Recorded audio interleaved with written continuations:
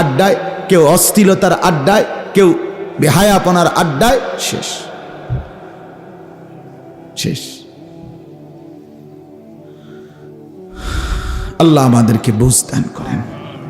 আমি মাগরিবের নামাজের পরে বয়ান করার কথা ছিল, আমার দাওয়াতেই ছিল বাদ মাগরিব। এলাকার হুজুররা আগেই বয়ান করে, আমি তো এলাকারই সংগঠনেরও সদস্য, কইলাম না, কিন্তু আমার একটু দেরি হয়ে গেছে। আমার বাচ্চাটা, ছোট বাচ্চাটা অসুস্থ ছিল, পরে আমি জোহরের পরে ডাক্তারের কাছে নিতে হয়েছে, ওইখান থেকে রাইখাত জলদি, এরপরে আসতে দেরি হয়ে গেছে। এই জন্য আমি আর অল্প একটু সময় কোরআনুল কারীমের একটি আয়াত, 28 নম্বর পারা কোরআনুল কারীমের 66 নম্বর সূরা, সূরাটার নাম সূরায়ে তাহরিম। এই সূরার 8 নম্বর আয়াত, এই একটি আয়াত তেলাওয়াত করেছি ইনশাআল্লাহ। আর এই ভাইদের তো বসার কোনো জায়গা নাই, শরীফ ভাই, আর তো কোনো চাটাই মাটাই নাই ওইদিকে, অনেক সাথী দাঁড়ানো। বউ না ভাই, যাদের জায়গা আছে ওই যে পিছনে বা ওইদিকে বইলে ভালো হইল, বসলে বরকত হবে, কলিজায় বসবে, বসে শুনলে ভালো হবে। যতক্ষণেই শোনো ভাই, বসেই শোনো। ছেলেরা আমি বলছি বসে শোনো, তুমি 10 মিনিটে শোনো আল্লাহর কথা, বইসা শোনো, উপকার হবে ভাইয়া, দিল লাগবে, ফায়দা হবে। যাও না ভাই, পিছনে যাও, এক সাইডে যাও, জেন দিয়ে কষ্ট করে চাপাইয়া বসো, প্রয়োজনে নিজের জুতার উপরে বসো, একখান দিয়ে মিলাইয়া বসো। সবাই আগায় একটু জায়গা করে দেন, দেন না ভাই, মেহেরবানি করে জায়গা করে দেন, জায়গা করে দেন, জায়গা করে দেন ভাই। আল্লাহ কবুল করেন, আল্লাহ কবুল করেন। সবাই সবাইরে আগান না কইয়া আমনে আগান, সবাই আগান আপনারা, আল্লাহ তৌফিক দান করেন।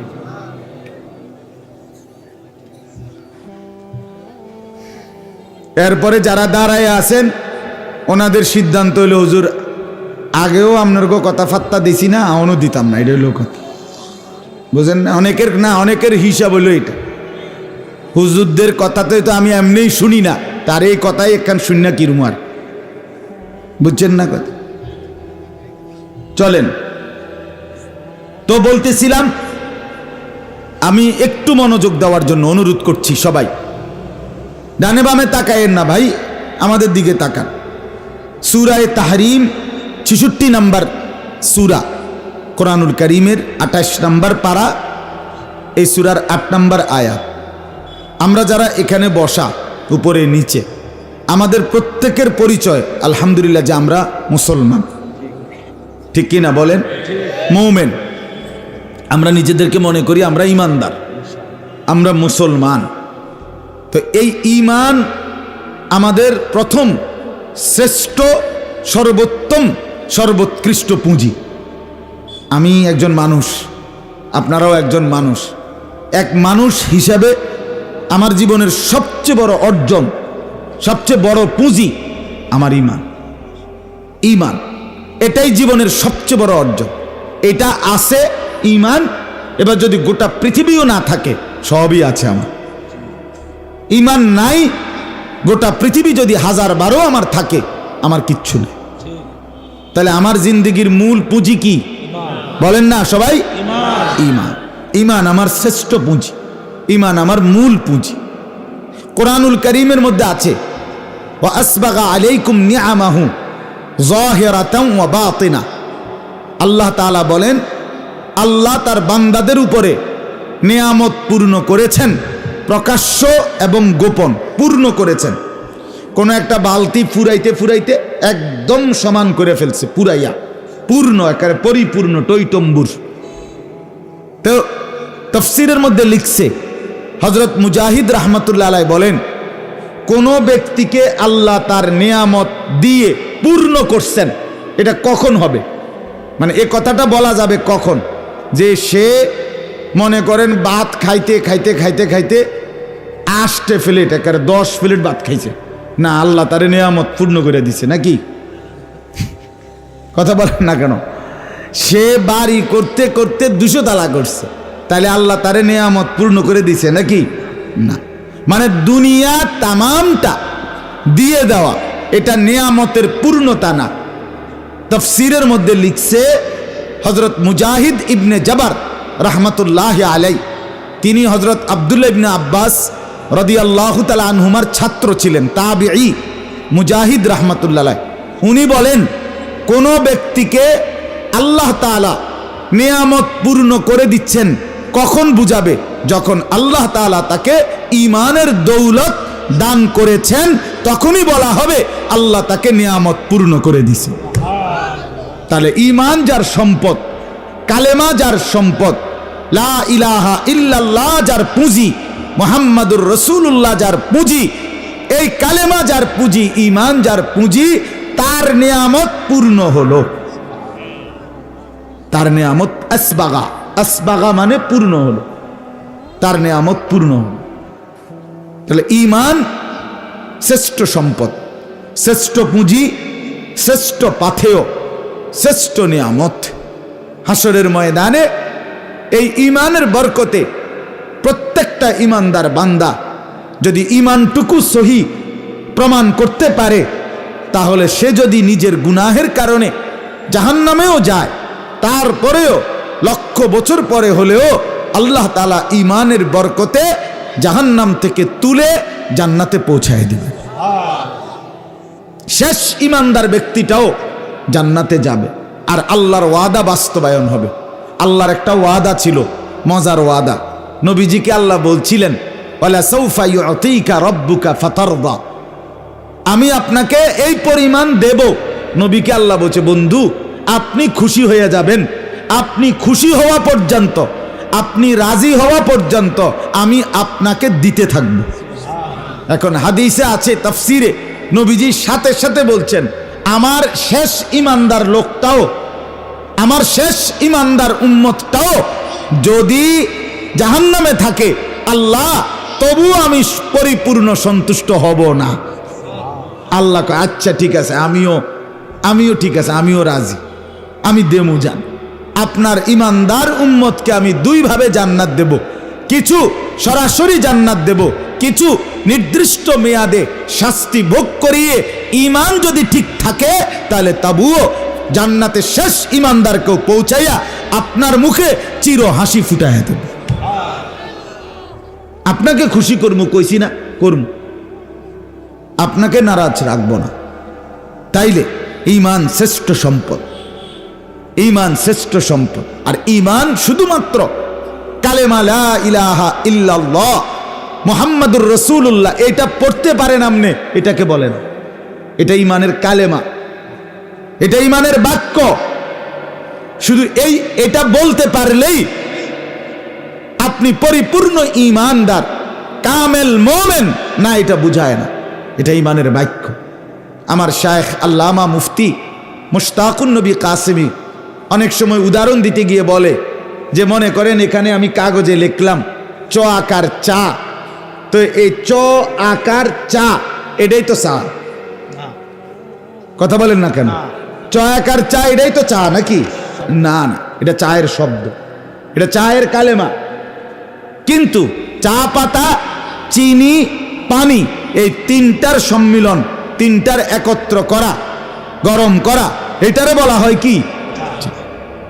ঠিক কালেমা লা ইলাহা ইল্লাল্লাহ মুহাম্মাদুর রাসূলুল্লাহ, এটা ঈমানের কালেমা, এটা ঈমানের পরিচয়, এটা ঈমানের কালেমা। কিন্তু ঈমান শুধু এটা বলাকেই না, যথেষ্ট না, বরং ঈমানের ৭৭টি শাখা আছে। আমার আপনার প্রত্যেকের জীবনে গুনে গুনে টিক মার্ক দিয়া হিসাব কইরা কইরা ৭৭টা ঈমানের শাখা নিজের মধ্যে আনয়ন করা, এই সবটা মিলাইলে হয় পরিপূর্ণ ঈমানদার। কালেমা লা ইলাহা ইল্লাল্লাহ এটা যদি হয় শেকড়, এটা যদি হয় কাণ্ড, এটা যদি হয় গোড়া, তাহলে এই গাছের আসলুহা সাবিতুন ওয়া ফারউহা ফিস সামা, এর একটা ডালপালা বিশিষ্ট উপরে গাছ আছে, এই ডালপালা মোট ৭৭টি, সবগুলো আমার জীবনে আনা, এই সবটা মিলাইয়া ঈমান। এজন্য একজন ঈমানদার হিসাবে ঈমানের ৭৭ শাখা কি কি আপনার একটা একটা করে জানা, আমার মধ্যে আছে কোনটা, নাই কোনটা, যেটা আছে আলহামদুলিল্লাহ, যেটা নাই এটা আনার চেষ্টা করা, এটা আপনারও জিম্মাদারি, আমারও জিম্মাদারি। কথা বুঝছেন কিনা বলেন? সাথে সাথে আরেকটি জিনিস খেয়াল রাখা, ঈমানের মধ্যে যেন কুফরি না থাকে, ঈমানের মধ্যে যেন শিরিক না থাকে, ঈমানের মধ্যে যেন নিফাক না থাকে, ঈমানের মধ্যে যেন ইরতেদাদ মুরতাদ হওয়া এটা না থাকে। কুফর মুক্ত, শিরিক মুক্ত, নিফাক মুক্ত, ইরতেদাদ মুক্ত ঈমান। কুফর মিশ্রিত ঈমান গ্রহণযোগ্য না, শিরিক মিশ্রিত ঈমান গ্রহণযোগ্য না, নিফাক মিশ্রিত ঈমান গ্রহণযোগ্য না, মুরতাদওয়ালা ঈমান গ্রহণযোগ্য না। ইরতেদাদ বলে তো বিষয়টা অনেক কিছু। হ্যাঁ, অনেক কিছু, অনেক কিছু।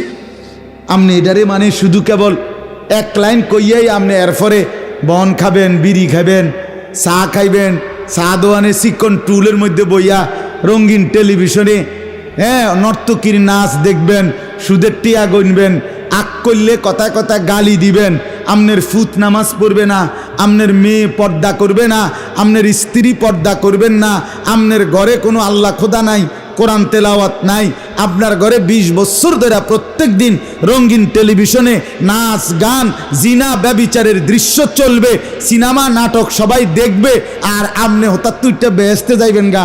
বেহেস্ত এত মামুর বাড়ি হয়ে গেল কা? কথা বলেন না কেন?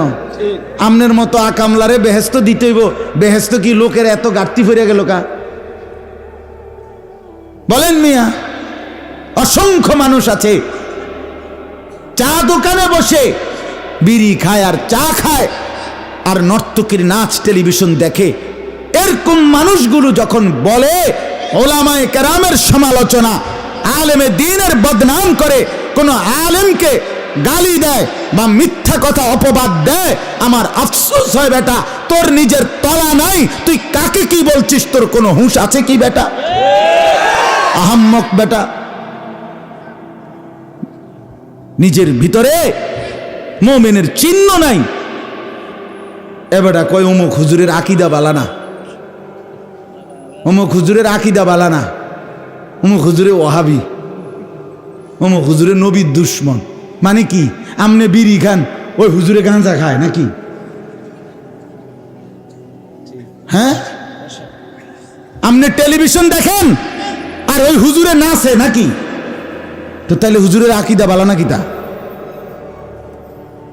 যে লোকটা জীবনে কোনোদিন দাড়ি কাটলো না, যে লোকটা জীবনে কোনোদিন মিসওয়াক ছাড়লো না, যে লোকটা জীবনে কোনোদিন টয়লেট পেপার ব্যবহার করা ছাড়লো না, যে লোকটা জীবনে কোনোদিন দস্তরখান বিছানো এটা ছাড়লো না, যে লোকের স্ত্রী পর্দানসীন, যে লোকের ছেলে মাদ্রাসায় পড়ে, যে লোকের মেয়ে মাদ্রাসায় পড়ে, যেই লোকের ঘর পুরা কোরআন তেলাওয়াত করে, এই লোক রাসূলের দুশ্মন কেমনে হয়? নবীর দুশ্মন কেমনে হয়? আপনি এত বড় মিথ্যাবাদী কেমনে হইলেন মুসলমান?